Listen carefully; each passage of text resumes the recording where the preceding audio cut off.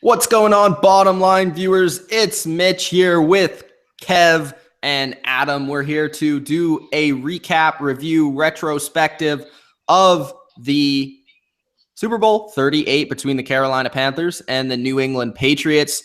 We are doing this game in particular because it has some ties directly to Super Bowl 51 between the Atlanta Falcons and the New England Patriots. I went back and watched the game in full. You guys will get a full recap of that game following our conversation. We're going to discuss the big moments of the game. We're going to discuss big things in 2003 and 2004, where we were watching this game, all that sort of stuff, just to go over this classic NFL game, this classic Super Bowl, one of the best of all time, in my opinion, at least. And we're going to give you, some of the classic moments of the 2004 season and just discuss them. So, Kev, let's start off. Where were you in 2003, 2004? Where were you watching the game? What were you doing? I was at a friend's house. I was living in Calgary at the time, and we were just hanging out, watching the game. My friends weren't huge into the game, but we were watching it nonetheless. I was all into it, but because it was fascinating. Fully sitting down, expecting a Patriots blowout, but still willing to watch the game anyway. Adam, where were you, man? I was, my parents had a little Super Bowl party, as they had most years, and I just remember watching in my living room. But the one thing I have to say is I definitely was cheering for the Patriots. I remember that because I'm an Eagles fan, and the Panthers just beat the Eagles 2 weeks prior. So I was definitely cheering for the Patriots to win that one, and it turned out to be one of the best Super Bowls. Like you said, I have to agree with that for sure. This was not expected to be one of the best Super Bowls. It was expected to be a blowout. The line was 7 at the time, which I think people at the time were thinking was actually generous, because I think people were thinking it was going to be 10 or more. The Patriots were expected to dominate this game, and we'll go through why that didn't happen. Yeah, no, it turned out to be great. And no, it's funny, looking forward, like obviously this was only their second Super Bowl, I'm pretty sure that the Patriots haven't covered. Maybe against Seattle they covered, but most of their Super Bowls they have not covered the spread. Well, they did against the Rams because they were obviously true. Yeah, so they're 2-4 against the spread. Okay, so where was I? I don't really remember. I was pretty young. I'm pretty sure I was watching the game with my parents because that's what I remember. And I specifically, for whatever reason, it probably is memorable because of the moment, but I remember the halftime show the most. And we'll get into the reasons why I remember the halftime show the most. But I was pretty young during that time, so I was like kind of just starting to be a Patriots fan. Like when they won their first Super Bowl was kind of like my first moment because I was really young. I was about like 6 or 7 at that point. So that's when I started in 2001. So I started watching the Patriots more then. And then once this season came around, I started to become a really big Patriots fan. I especially remember the games against Peyton Manning in the playoffs, which got me super pumped. And I was a huge Peyton hater at that point. Because when you're young, all you see, like in wrestling, is good guy, bad guy. And for me, Patriots were good guy. Everyone that they played was bad guy. So that's where I was at watching the game. That's where we were at. Let us know where you guys were at watching this game and what you remember most about this game for sure. Kev, let's get into 2003, 2004. What was going big during that time? Any music, movies, moments, events? Yes, well, of course, it was Super February. This game happened on February 1st, 2004. It is famous for the wardrobe malfunction, which we'll get into. That month also, that day, actually, Roger Federer won the Australian Open. He beat Marat Safin 7-6, 6-4, 6-2. And ladies and gentlemen, we were just 3 days away from the launch of Facebook in Mark Zuckerberg's Harvard dormitory. Wow. If you invented Facebook, you would have invented Facebook, right? Yes, right there. Yes. Evanescence won for the 46 Grammys Best Song. Lord of the Rings was Best Movie that year. The East beat the West 6-4 in the All-Star Game. And February 12th, the city of San Francisco began was issuing marriage license to same-sex couples in a response to a directive from Mayor Gavin Newsom. Greg Manis signed with the Chicago Cubs. I do remember one thing in particular that happened, and it's a movie. I remember Spider-Man 2 coming out that year. Yeah. Yes, that's which right. is one of my favorite movies of all time. So is that the one when he starts dancing? Like, and everyone was just... No, that's Spider-Man 3. Oh, okay. Spider-Man 2 is the actual good one. Yeah, no, like, Spider-Man 3, I remember when he starts dancing and everyone's just like, what am I watching? Yeah, because at that point, I think a lot of people, like, when they watch Spider-Man came out a couple years before that, and then Spider-Man 2 came out in 2004. So, yeah, that was the year of... Yes, if we were going to years, I also remember that year for the incredible, being a Flames fan, that was the incredible Calgary Flames Stanley Cup run. That's right. Yep, that's right. Also, Mitch, you won't like this stat, but this was also February 16th. The Penguins lost their 12th consecutive home game, which was an NHL record. This was before the 87 appeared. Boo. Yeah. So, it was quite an interesting year. That was also the year that the Boston Red Sox came back from the 3-0 deficit to win the American League Championship Series. Because, that was kind of like, this was the Patriots' first Super Bowl was the start of Boston going off and winning championships. Yeah. And I'll add, keeping on football, the BCS National Championship, Ohio State beat a very good Miami team, 31-24 in the Fiesta Bowl. If you don't remember, that was when Willis McGahee was like the best running back, and that's when he had that horrible knee injury and obviously ended up taking the first year with the Bills off, and then actually was a pretty productive player coming after that. But that was a huge upset against Miami. Yep. Okay, so we got our moments in for 2003, 2004. So let's get into the seasons of both teams.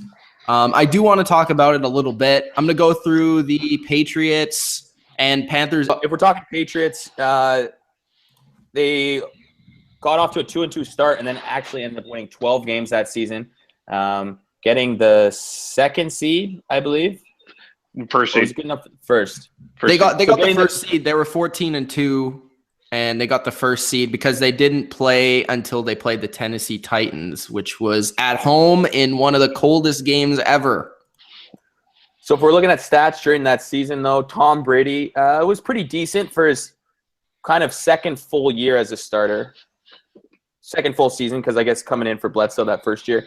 3,600 yards, 23 touchdowns, 12 interceptions. Not bad. Receiver Deion Branch was the leading target, 57 passes for 103 yards. And Troy Brown was second, 40 receptions Givens was second, 34 receptions, 510 yards, 6 touchdowns. Troy Brown, not far behind. And then obviously the running attack of Antoine Smith and Kevin Falk. That's right. I do remember on the America's game for this season, the Patriots, Bill Belichick said this was the first season where he really knew Tom Brady was going to be special. So that's something to think about. For the defenses and offenses in this game, the Patriots, they were 12th for points on offense, first for defense, 7th in yards for defense, and 17th on offense. So going into this game, which we're going to get into the Panthers as well, this was a very defensive matchup going into the game. Because as we know, the Panthers had a great defensive line with Julius Peppers and Rucker and Dan Morgan at linebacker. So there was a lot of playmakers. On the Patriots, you had Ty Law, Rodney Harrison, Teddy Bruschi, Mike Vrabel, Richard Seymour. One of the best defenses that gets overlooked a lot in terms of all-time great defenses, the early 2000 Patriots. But this was probably their best unit overall. And I also brought up earlier, before we even started this video, that this was a season that I thought mirrored the 2014 Patriots because they got blown out by the Buffalo Bills in the very first game. And that was actually the game where the players, like, they always talk about it as the Lawyer Malloy game, because Lawyer Malloy went to the Bills in that game and they got blown out on the road in Buffalo against Drew Bledsoe. So it was a pretty interesting game there. So they only lost that game. And then they lost a couple weeks later to be 2-2 against the Redskins. And then they won 21 straight, including the Super Bowl after that point. So that kind of became the Patriots' dominance right after that 2-2 start. So Patriots always seem to have kind of rough starts to the season, but they always pick it up when it comes to the playoffs. I think in similar to this year, though, because their records are identical as well, 14-2, 14-2. And similar to this year, though, is I think people thought that this team was vulnerable really going in. They thought that the Titans could beat them, and they thought that the Colts could beat them because this was the Colts had two great offensive performances before that. So they thought that the experts were thinking that the Colts were on their way to beat the Patriots at that time. And the Patriots beat co-MVPs McNair and Peyton Manning this year to get into the Super Bowl. So, yeah, like you said, Kev, that was the 3-interception game for Ty Law against Peyton Manning in the snow, and that kind of became like the Patriots dominate Peyton game. And that kind of became like the Peyton chokes in the playoffs, or Peyton can't play in Gillette. Like that's when the rumors started, and everybody started talking about Peyton in that way. Yeah, and if I remember that same America's game, I believe that they talked about the backup quarterback or someone that was actually mirroring Peyton Damon Manning. Huard, yes. Damon Huard. This was the game that Damon Huard was actually got the game ball because of the way that he reenacted Peyton Manning during practice. And this was probably the time that we started to really just grow into realizing the influence of Bill Belichick. Because if we remember, he went through the Jets, he went through the Cleveland Browns. He jumped bounds from the Jets to the Patriots, but he was with the Cleveland Browns at the time, and they weren't as strong. So this was sort of the second life for Bill Belichick. But he wasn't necessarily thought as a legend that he is today. Well, no, this was kind of the creating of the legend because, of course, he was a great defensive coordinator with the Giants and then had those stints, like Kev said, with the Browns, the Jets, and then the Patriots, where he won the first Super Bowl against the Rams, which was a great game plan. And then they had to go and win a couple more Super Bowls. But the season after that, what happened in that season, Adam? I know you wanted to talk about this a little bit. No, they went 9-7, which a lot of people don't remember, right? It was Tampa Bay who won in between their two Super Bowls, obviously against the big Oakland, Gruden winning his title. Yeah, they went 9-7 that season, and then obviously bounced back. So it's really interesting that when we picked this one, it was really, I feel, the start of the dynasty. Obviously, you could say that first game, but they were against the Rams when they won their first one. But they were underdogs in that, and then ever since after that, going forward, they were favorites, and that was a really big Super Bowl for them to win Super Bowl 38 against the Panthers, because that kind of solidified the New England Patriots. Because if maybe, we'll get into the game, and if things went differently and the Panthers win that Super Bowl, it could be a different story. Who knows? Obviously, they had the team. That's the thing about the Patriots is they just took off and found a way to win. And looking back at that roster, it's like that defense was very, very good. Obviously, as you mentioned, leading defensively throughout the NFL. But, Teddy Bruschi, Richard Seymour, McGinnis, Ty Law, and then the beginning of the 2003 season, they got Rodney Harrison from San Diego Chargers. So just a great defense. And then obviously Romeo Crennel, great defensive mind at the time. It was a great team and a great year. And that's interesting you bring up Romeo Crennel because he actually led the #1 defense this season. True. Yes, yeah, he did. Houston Texans. So there you go. Let's go to the Panthers just for a little bit. They were ranked 15th in points, 16th in yards on offense. So kind of an average unit on offense, despite having a ton of talent, which we'll get into. And defensively, 10th, points for, and 8th in yards. This is a team like overtime. They won 1, 2, 3, 4, 5 overtime games in this single season. 5. Not at the end of the game. Overtime games. That's crazy.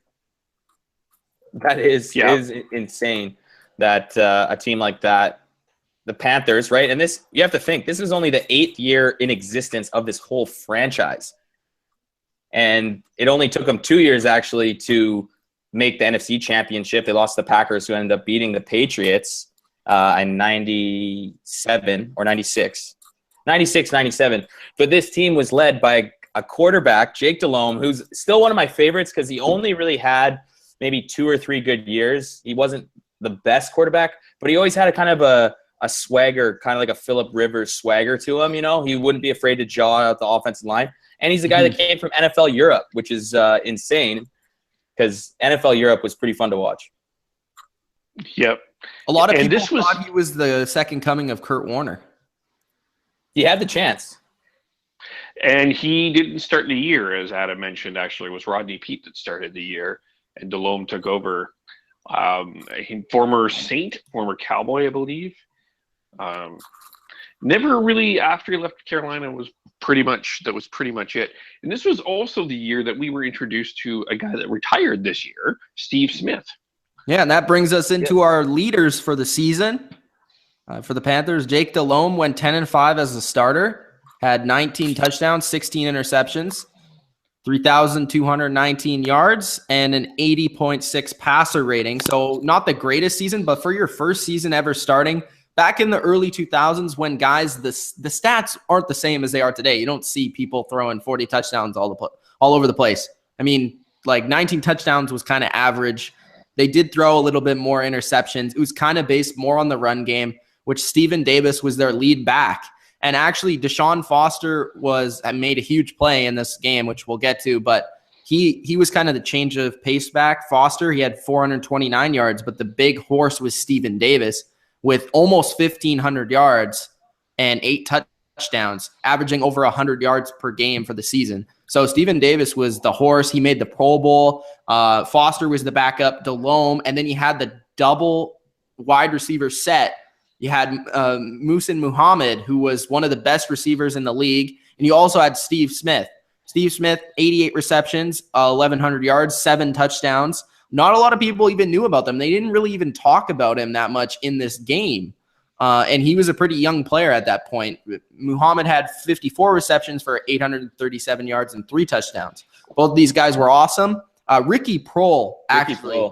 Let's discuss Ricky Proehl, because Ricky Proehl, if you guys don't remember, was on the 2001 Rams team that lost to the Patriots. So he played on both of the first 2 teams that lost to the Patriots. And he scored the tying touchdown in both those games. Yes, he did. So he had 389 yards and 4 touchdowns on the season. He was the slot receiver, and he really gave the Patriots a lot of trouble in this game as well. So those were the big-time offensive guys. The defense had Mike Minter at strong safety, Will Witherspoon at linebacker with Dan Morgan. On the defensive line, which they were famous for, they had Chris Jenkins, Mike Rucker, and Julius Peppers, which all guys were pretty insane on the season. Rucker and Jenkins made the Pro Bowl. Peppers also had 7 sacks. I'm not sure if that was Peppers. I think that was his second season, or I don't know if he was a rookie, but I think it was. Yeah, I don't think he was a rookie. And then we had Ricky Manning, who was a rookie. He played corner, a little bit of safety. He had 3 interceptions on the season, but he also had 3 interceptions in the playoffs, right? Yep. 3 against Donnie McNabb. There you go, Adam. I had to make you say it. It's all good. It was a long time ago. I've moved on. Hey, you know what, too? Why are you crying? Yeah, no. Stop it. It's bringing it back some bad memories. Like as a kid watching NFC Championship after NFC Championship. Finally, we get it done. And Terrell Owens has to break his leg. That's what I'm blaming it on. Nothing else. We'll maybe get to that game in the future, but. And just a quick thing, their tight end was Jermaine Wiggins, who 2 years prior was the tight end of the New England Patriots. Good point. I missed that. All right. So those are the teams leading into the Super Bowl. The Patriots beat the Titans and the Colts going to the Super Bowl, and the Panthers beat the Rams, the Cowboys, and the Eagles. So those are the 3 teams that they beat, and they were actually underdogs pretty much throughout the entire playoffs. Sure. They beat the Cowboys pretty handily by 19 points. They beat the Rams in overtime, and then they beat the Eagles in a low-scoring game, so 14-3. And then they had a high-scoring game, which is the Super Bowl number 38. Now, guys, what do you remember about the Super Bowl? What's memorable? What players are memorable? What plays, moments? Discuss. To me, it was a weird Super Bowl. it was probably one of the weirdest ones. Not because the lights went out or there was like a phantom play, but the first quarter, no scoring. Really, we didn't get scoring until late in the second quarter when they opened the scoring and then the floodgates opened. But the third quarter, there was no scoring, and then the floodgates opened again in the fourth quarter. It was a tale of almost 3 games in one. Yeah, it was such a weird game to watch because, like I said, I went back to watch the entire thing. And first quarter, defensive game, Panthers really couldn't even move a yard. Like, it was insane. The Patriots defense was all over them. Delhomme could barely complete passes. And Phil Simms was on commentary, and he was basically saying, how defensive this entire game is going to be, how Delhomme should just settle for short passes the whole game. And we saw how it turned out. But on the opposite side, the Patriots were kind of moving the ball at times in the first half, but they couldn't really punch it in. They turned the football over. Brady threw a pick in the end zone, similar to the one that he actually threw against the Seahawks. And it was just a weird first half because the Patriots dominated in yards and in time of possession for the entire half, but they couldn't really break it open. And the Panthers just stuck around. And then in the second half, and specifically the fourth quarter, they just traded shot after shot. Yeah, you bring up a good point with the time of possession, right? 38 minutes to 21. I think a big key for the Patriots defense was stopping that run game. You have Steven Davis only ran for 50 yards. They actually only ran the ball 16 times. Like, if you look at Carolina's stats, like it's hard to believe they were in it. Delhomme played well, but 16 of 33, 323 for 3 touchdowns. Compared, time of possession was huge in that one. But I look at it, there's some really finicky stuff that happened in this game. Obviously, you start off with a missed field goal, Vinatieri missed field goal. Then you get a blocked field goal. Then you get New England causing a fumble, getting the ball back, scoring. So that's 2 minutes left in the second half. Steve Smith gets a touchdown from Delhomme, great pass. So now it's 7-7. New England goes down the field with 15 seconds left, gets a touchdown. And then with 15 seconds, they screw up on a squib kick, and somehow Carolina gets a free 3 points with 15 seconds left. So now we're, 14-10 at half, and then nothing happens. New England goes up. And then Carolina goes for 2 a bunch of times when they're scoring, and then score late. It was just a wild game that way. And then obviously we'll get to the finish of the game with Carolina's kicker with a minute left, kicking it out of bounds on a kickoff, just handing Brady the ball at the 40-yard line. He only has to march 40 yards now instead of 60 to 70. Some outrageous things happen, and obviously the halftime show to boot. Yeah, so you guys pretty much brought up all the scoring plays. I gotta say though, this was Brady's that point. This was Brady's best playoff game. Like, he was really magnificent in this game. Despite the interception, he was playing one of the best defenses in the league coming into the game, and the offense was run to perfection pretty much for the majority of the game. They were running the ball with more effectiveness than really they thought coming in. They were running with Smith and Falk. Falk kind of had a couple big runs in the game, but Brady was utilizing play action a lot. And I think that's something that kind of goes back to this year's Patriots, because we've seen a lot of running and play action, where we've really seen a lot of quick passes from the Patriots the last couple of years. The Patriots have kind of gone back to more of the running style with the play action game. And in this game, he got all of his touchdowns off play action. He got a touchdown to Gibbons off play action, a touchdown to Vrabel off play action, and a touchdown to Branch off play action. So every single one was off play action, and he was hitting guys down the field. And the number one thing that I noticed about Tom Brady in this game was how able he was moving around in the pocket. Like, he was avoiding the rush, stepping up in the pocket and getting past defenders. Defenders were on him, and he was moving out of the way and throwing it. Brady doesn't really get a lot of recognition for being a very mobile guy that runs around in the pocket and stuff.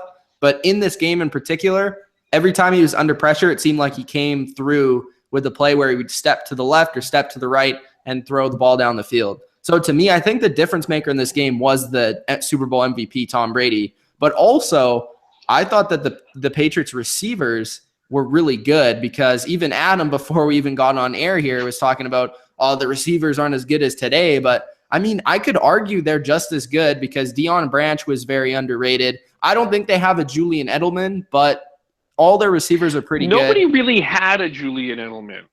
Yeah. Julian Edelman was there wasn't really an Edelman at that time. It was more, the slot receiver wasn't a key factor for a lot of teams. Like, there was a lot of 3 receiver sets, don't get me wrong, but there wasn't a guy that was like the super possession guy like Julian Edelman or Wes Welker. Yeah, that kind of was newer. That's funny you bring that up, because actually Belichick often compared, because a lot of people compare Welker to Edelman, but he always compared Edelman to Troy Brown. So that's interesting. Right. Because just purely on stats, right? Obviously Brown, I love the way Brown played, because he's a small guy I was playing football at the time, and I was smaller, and then he could play deep. You know, they put him at DV, and then he's a punt returner. But just looking at stats, right? It's just I don't think it's even close. Brown had very good stats wise. It's not close, but I mean, that's just the way the game's evolved, and that's also the way the Patriots offense has evolved. They were more of a run team back then, and they would take shots down the field more often, that sort of thing. And I think the thing that has stayed the same for the Patriots is, instead of getting players that are necessarily fast, they get players that are quick, and they're able to run after the catch and stuff. Like, Givens was kind of a weird player that the Patriots had. He was a big guy, not exactly fast, but he was very physical. And he was like the only receiver I can really remember that the Patriots ever had that was sort of like that. Other than him, like all the Branch types, the Edelman types, the Brown types, the Welker types, even a Hogan or Amendola, like all these quicker guys that could get in and out of their cuts really well. And the Patriots also in this game, now that they play more shotgun, in this game they were playing a lot of 3 receivers, but also from under center, which was interesting. No, and a big stat. No, I was just going to think that you're right. Like, Brady, you can't deny that game was definitely one of his best Super Bowls. Like 32 for 48, 354. You know, like he threw to Deion 10 times, Troy to 8, David Givens 5 catches. And a key thing was, if you look at third downs in that game, there were a lot of punts, because obviously we only saw scoring in 2 quarters or 1.5. Third down, Carolina was 4 for 12, and the Patriots were 8 for 17. So, like you said too, with Brady getting out of the pocket, there was that one final drive when they needed in the field goal range. He did a bootleg to his left side. He's right-handed, and threw cross body. And I'm pretty sure it was Brown. Yeah, it was Brown who caught it. Yeah, like in double coverage almost, and it got them to midfield, and then that set up them to get to Branch, which put them in the field goal range, and which set up the winning field goal. Yeah, Brady's legacy was growing. It wasn't there, but it was growing at this time, and even Carolina was well aware of that. This was not a guy you wanted to give the ball to the last play of the game. Yeah, Kev, because there's a video clip of Muhammad saying, "Oh, this game's not over, not with their quarterback." Yeah, it's pretty funny. But can we quickly talk about the kicker kicking it out of bounds? That's got to be like, I was looking at the top. Go ahead. Goose. I mean, that is crazy. Like, I don't know how that even happens. With 50 seconds, or what was it? There was a minute. Yeah, just a minute left. It was like right? a minute 10 or a minute. Yeah, so with a minute left, like, you're giving them 20 extra yards for free, where they could have killed the clock with at least some of those plays. Like, it was the worst, and it was like it went out at the 20-yard line. Like, it wasn't like it bounced and then bounced out in the 1 or 2, which is still a penalty. It was just a shank. Yeah, all the times to shank it. That was not the time to do it. But that was probably, at the time, it was probably, until we talk about this in our next review, possibly the worst Super Bowl play in history. Yeah. At that time. It would be hard to think of one that was worse. People always look at the Norwood field goal with the Bills, but that's just a missed field goal, right? That's a missed field goal, yeah. That was actually a long field goal. People don't remember that. Yeah. Yeah, but this game, like that kick in particular, I couldn't even, watching it over again, I couldn't even believe that this game was that close. Because honestly, it seemed like the Patriots would drive the field, score, put an impressive drive together, and then in the second half especially, Delhomme would get like one big play, Like, I think they really picked on Tyrone Poole, who was the second cornerback. They barely threw at Ty Law, which I understand why. But they threw at Poole, like, consistently, especially because he was covering Steve Smith. And going into the game, I could see why they would put him on Steve Smith. They're both about 5'9". They would expect, the quick guy to cover the quick guy. That's fine. But he gave up a ton of yards in this game. Steve Smith had a long touchdown. Muhammad had a long touchdown. Eugene Wilson gave up a long one, who was their free safety at the time. And it just seemed like Delhomme wasn't very efficient, but he got those big plays down the field that kept the Panthers in the game, and which made it ultimately really exciting. So, well, it was crazy. You won't remember this, or you may remember this, but the double overtime game that the Panthers played the Rams were doing the same thing. The Rams were dominating the game. Mark Bulger going in with throws an interception in double overtime. So the Panthers were this rope and dope team that, like, they weren't the ones that were going out to dominate anyone. They never blew. Oh, they beat Atlanta. They had a big win over Atlanta and a big one over the Giants, but they never really throttled anyone. It was more of a rope and dope team. They were relying on the big play, relied on their defense to keep them in the game. They had a great front seven. And a really strong defense overall that was able to keep them in the games, and they were able to make these big plays with Musa Muhammad and Steve Smith and Ricky Prohl, and then with an underrated running back, Stephen Davis. The Cardiac Cats. That's why they named him the Cardiac Cats. Yeah. And Stephen Davis was left off the scrap heap, but Washington cut him, and Carolina just picked him up, and people thought he was done. Yeah, Carolina got really lucky with some of the players they got. Well, and what people don't, he never played, but I always like to bring it back. But one of the best XFL players of all time, Rod Smart, he hate me for the Las Vegas Outlaws, was the kick returner and played in that Super Bowl. That's what I always remember too, because that was my favorite XFL player. Right? He's got just he hate me on the back of his jersey. I think it's the only XFL player anyone ever knew. Because he didn't have his last name. He just had some random, he was trying to be a heel in the XFL, but actually playing football. Yeah, I don't think anyone really remembers the XFL, can name more than 2 or 3 players of the XFL. The only guy I remember is Paris Lennon, because he played linebacker for a long time in the NFL. Yes, Yeah, but that was one of the only guys I can actually remember. Any other players you want to talk about in this game, or moments or big things? Like, there was a number of clutch plays in this game. But again, I got to give a lot of credit to Brady and the receivers. The defense was kind of a letdown for the Patriots in this game. They played great in 2 quarters, but in the other 2 quarters, how dominant this defense was throughout the season, nobody expected it to be 32-29. If you would have said the Patriots scored 32 points, you would have thought it would have been a blowout. And even the way Phil Simms was announcing the game was just he couldn't even believe what was happening. Well, yeah, it's, you get into these Super Bowls sometimes, and one team, because you're not familiar with the other team, because you don't play them, you don't see them, you don't know what to expect. And I think that's what happened in 2002, the Super Bowl 2002, the 2001 season when the Rams lost. I mean, people thought the Rams would blow out the Patriots, but the Patriots had this incredible game plan. And I think in some ways the Patriots sort of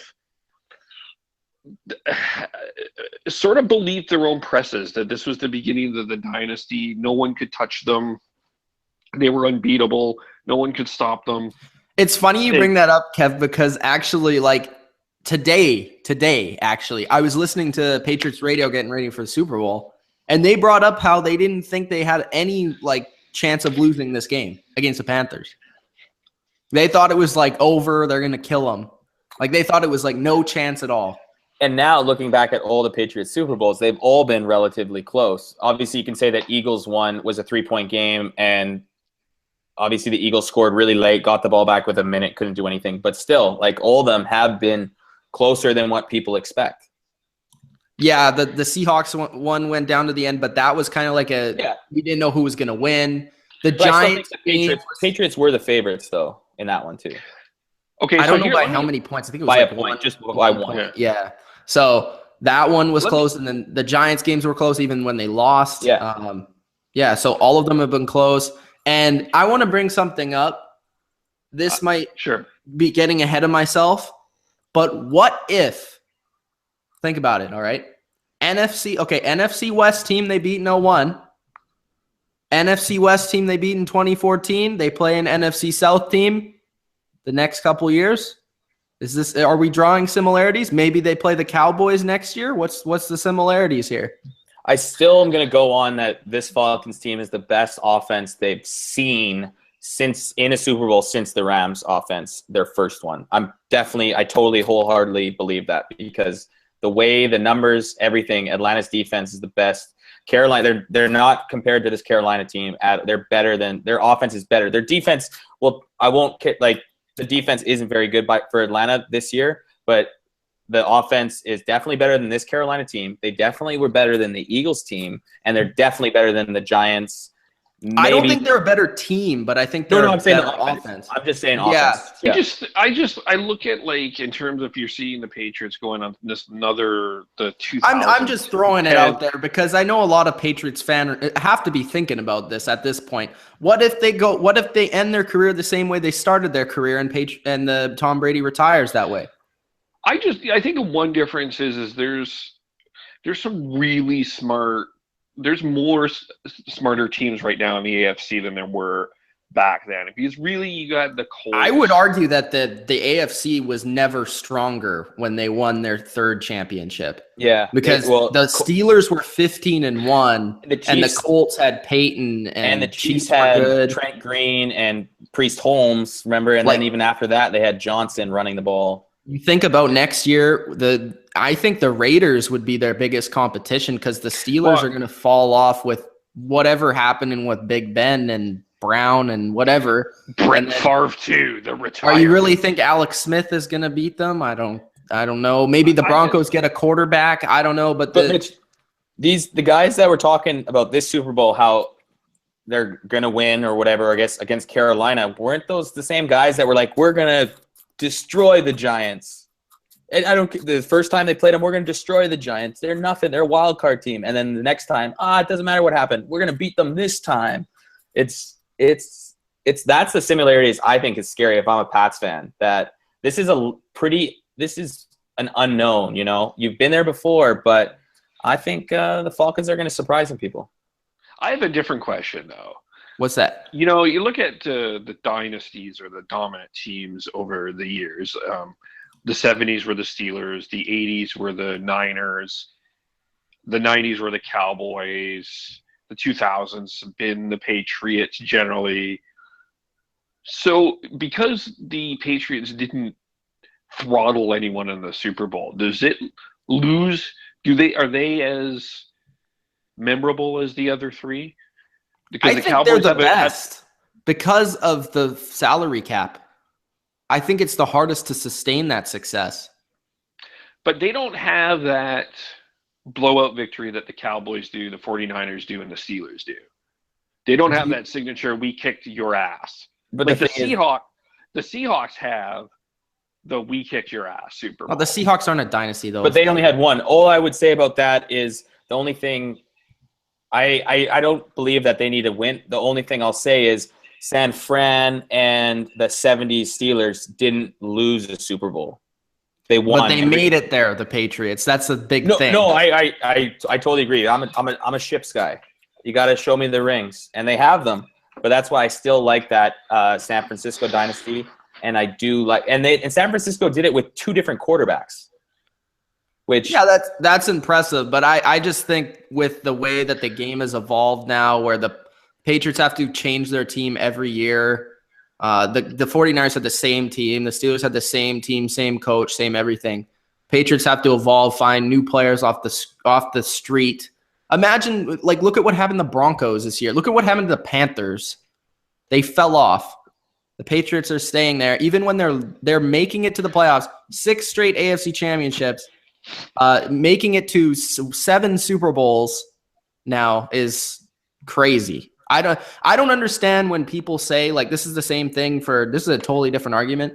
But when people argue Montana and Brady, like, why would you argue the guy? Like, I don't get when people say Montana is better because he didn't lose the Super Bowl. That makes no sense because Brady made the Super Bowl 2 more times. Just because he lost, he made it farther. Just because Montana lost in the wild card, that doesn't make any sense. If you've played sports before, you want to make it as far as possible.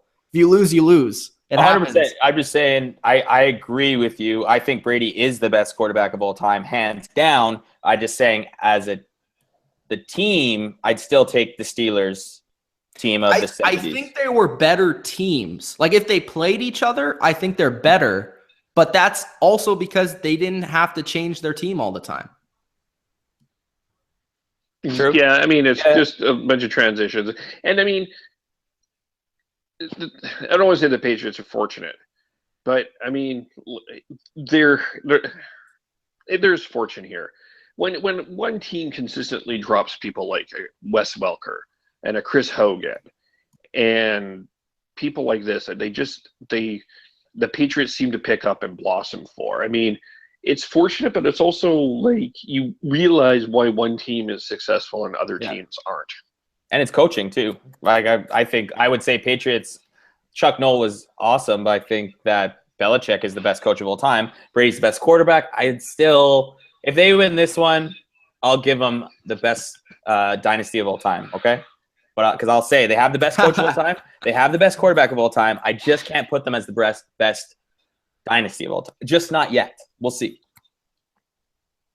But I'll give you coaching. But you know, really, like, it's tough to argue this run because this run has been longer than the Steelers, 49ers, and Cowboys. So in terms of that, you have to give it for them. You have to give it the Patriots haven't been around as long as the Steelers, and they're in their 7th Super Bowl. Like, you think about it. You know, I mean, this really started. The thing that's impressive is because they made they are actually made it to 9 Super Bowls. The franchise, but 7 of them have come in like 16 years. That is crazy. Yeah, because the '86 they lost to the Bears, and then they lost to Green Bay. Yeah, I just 4 and 6. That's nuts. 4 and 6. That is crazy. I understand 17 years, unbelievable what they've done, but 4 Super Bowls in 6 years. That's pretty intense. No? 4 and 6 that's pretty great. I'm just saying, I just always stick by. I think that with the salary cap era, it's just you just look at it. The league is meant to be even, and somehow the Patriots aren't. That's my ultimate argument for it. That is super impressive. Don't get me wrong, but if you can keep the same players every year, you should be right back where you were. And they didn't have the same players. They had the same quarterback and relatively the same defense. Almost the same, especially the Steelers. But those 49er teams with Montana, they were a lot of fun to watch. They really were. Well, and you have Bill Walsh is a legend too, right? Yeah, like he was the start of the West Coast offense: possession, short passes, running, play action. Right? Like that was never really done before. I just imagine a Bill Walsh team against a Bill Belichick team. I think it would be a great. Oh, that would be interesting. Yeah. Well, actually, we did sort of see it when the Giants kicked their ass in the playoffs, but that's just me. Oh, stop. Oh, yeah, but that's no. In terms of now, though, because in terms of Belichick, you know what I mean? Like the evolution of who they became. Yeah. I think we can't go not talking about the halftime show. Because, that's right. Best for last, I guess. Because I mean, I was talking to these guys off air. I mean, it's amazing what a storm that became at the time. Because it was, I mean, it was shocking in a lot of ways because no one was expecting it, even though maybe in some ways we should have. And it was actually a pretty good halftime show. I just watched it. No, yeah, it was. It had some flair. Like Janet Jackson can perform. She's a pretty good performer. And then they had Justin Timberlake. They had a bunch of other people. Like they had P. Diddy, Nelly, Jessica Simpson, Kid Rock, and the Boob Grab. So, I mean, you had so much excitement in it. And you also had a variety of performers. I kind of wish they would sort of throw some more performers in today's halftime shows. Well, this was the reputation of the Super Bowl at the time, was kind of before the Patriots. We were starting to go into, at the time of 2003, we were starting to actually get some really competitive Super Bowl games, but the halftime show was left something to be desired until this year. This was one of the, because everything else was like, it's a halftime show. I need to get some pizza, grab some chips, whatever, right? This was like, people were watching, people were interested. And this was like a huge one too, because MTV got involved. There was a number of different stars. So there was a lot of effort put into this halftime show. I mean, whether this was who planned this or not, the conspiracy, I don't know, but it's just was so fascinating. And I think about this, if this happens, if this happened in 2017 with Facebook and Twitter and social media and can you imagine? It would be crazy.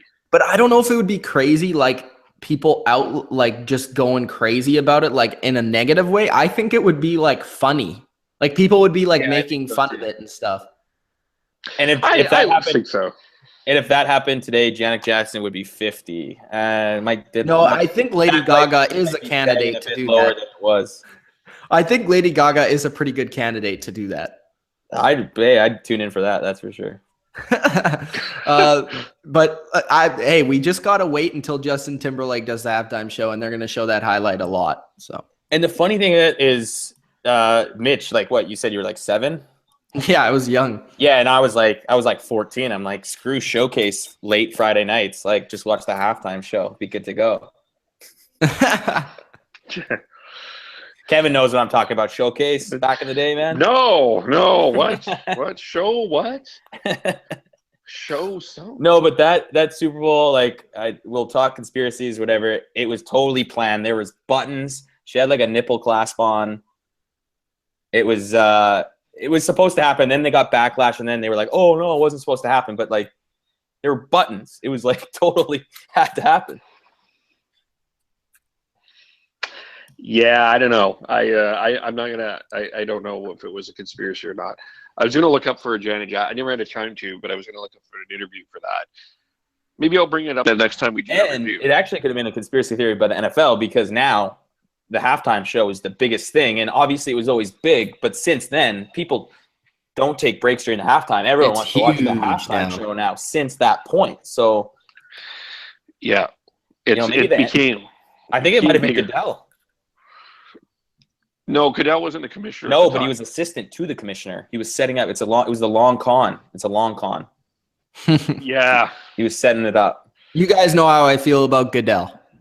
Anyways, thanks guys for tuning in to the Super Bowl 38 retro review of the Panthers versus the Patriots. We tried our best to give you some moments that you guys can look back on and say, "Oh, I remember that." Or I know where I was for that play or that moment. Of course, Adam Vinatieri with the game-winning field goal. Patriots fans, Panthers fans, let us know how you felt about that game. And any NFL fans in general, where were you guys? What were you doing? Do you remember the halftime show? What was your reaction to that? So many questions about this Super Bowl. It's truly one of the most memorable Super Bowls of all time, even for a young Mitch. So thanks, guys, for tuning in. Hope you guys enjoyed. Stick around for some of our other Super Bowl retro reviews. We're going to do one of the Super Bowl 49 next, which is the Patriots and the Seahawks. Don't mind the Seahawks fan who is crying in the background. That is set up. He's still crying over Malcolm Butler, but we'll talk about that when we get to it. Patriots, Falcons, leading up to Super Bowl 51. Can't wait for the game. Subscribe to the channel for more Super Bowl 51 build-up. It's Mitch, Adam, Kev. Hope you guys enjoyed. Peace out. Peace.